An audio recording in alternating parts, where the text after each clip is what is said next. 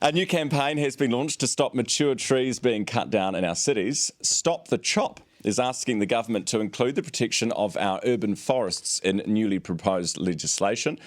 Organiser Dr. Mels Barton joins me now to discuss. Good morning. Morning. Stop the Chop. Quite a catchy phrase, that one, isn't it? Yes, it is. Can we talk about Canal Road in Avondale very briefly? Because that was the scene of much protest over these trees. And are they all gone now? Yes, they're all gone now. There were 46 mature natives, over 100 years old, some of them extremely rare trees, and they were planted by Mr. Burgess as an arboretum.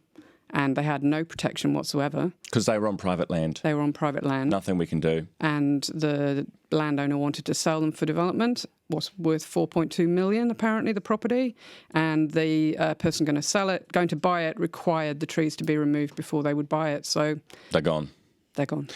And you're very sad about this. And you say this is because we're losing our urban forests. We are losing our urban forests very quickly, and Canal Road is a really good example of that. And it's the big trees that we're losing because it's the race for space. Okay. And it's the big trees that are really important to us in the city. What about the 32 whānau who get housing out of that bit of land? Well, we can have both. That's the thing. We can have quality urban design and a sustainable urban forest. We just need to plan better and have better decision making. It wouldn't be affordable, though, would it, for most people to plan houses around trees?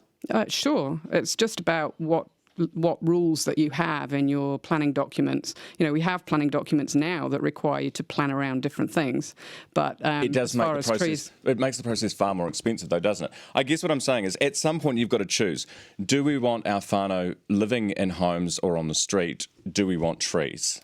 Do we want to be living in a concrete jungle without a blade of grass in sight, and increased flooding, increased heat in our cities, no shade?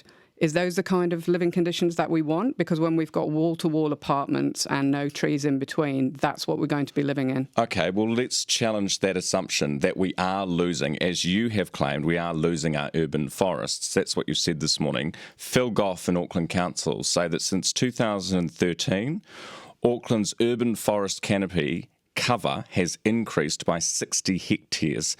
That is 60 sports fields full of trees, 60 sports fields full of trees that you say isn't happening. So who's lying here?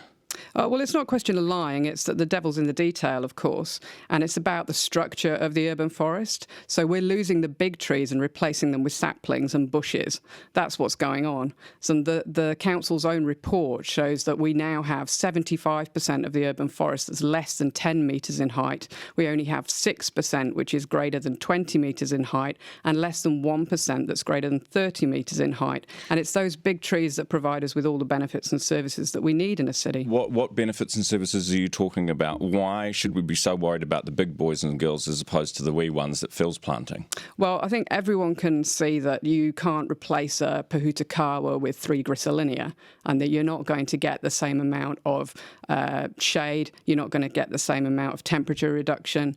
A mature tree treats 16 cubic metres of stormwater per year, and on a day like today, where you've got really intense rainfall and flooding going on, if you've removed the number of trees that we've removed in the last 6 years, that's over 4.4 million cubic metres of water that you've now got to put in a pipe.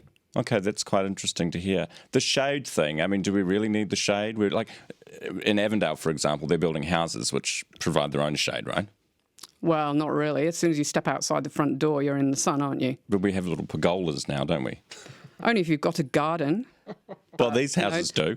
How do you know? Because they're townhouses. Have you seen the plans for them? They're townhouses.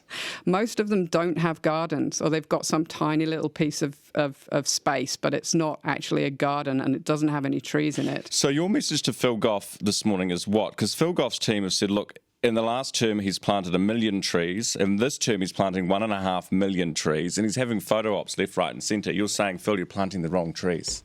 No, it's not about not planting trees. Planting trees is great. It's just that if we take all the space for the large trees, then we'll never have any large trees again, because you can't retrofit large trees into concrete.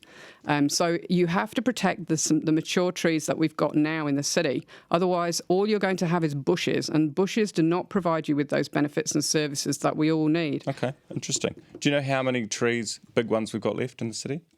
No, but I know that we've lost 250,000 of them over the last 6 years. Okay. Mels, thank you very much for that. That is Stop the Chop spokesperson, Dr. Mels Barton, with quite a convincing argument, I thought. 22 minutes after 6 now. The news coming up in around 10 minutes.